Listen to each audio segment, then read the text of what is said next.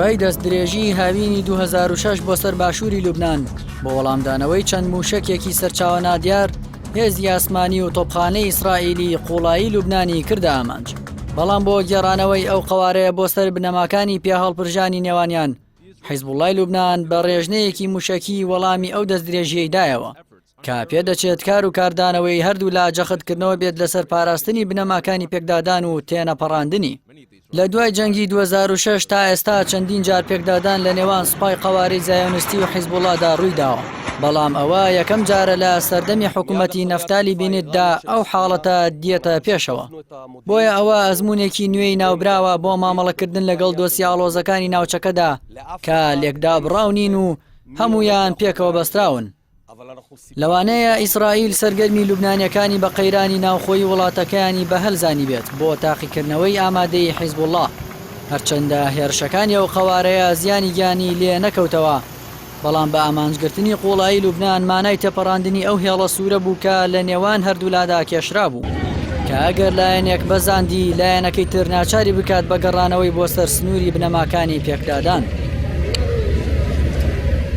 لەسەر ئەو بنەمایە حیزبوڵڵاه ڕێژنەیەک موشکی ئاڕاستی کێڵگاکانی شەبعا کرد کە ئەوان بە لوبنانی ناو دەبن لەبری ئەوەی بنکە و بارەگاکانی سوپای ئیسرائیلی بە ئامانج بگرن.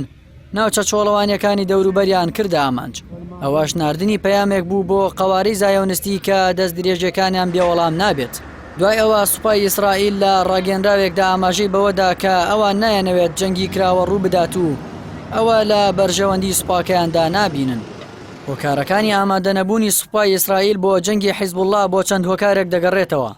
لەوانە حیزبوڵڵاه خاوەنی جوبەخانەیەکی موشکی گەورەیە کە مەزەندە دەکرێت زیاتر بێت لە 150,000 موشکی پێشکەوتوو. سیستەمی دژە ئاسمانی سوپەری ئاسنین لە جەنگی 11 ڕۆژەی غەزەدا شکستی هێنالەوەی بتوانێت ڕێگری لە موشەکە خۆماڵیەکانی حەماس بگرێت.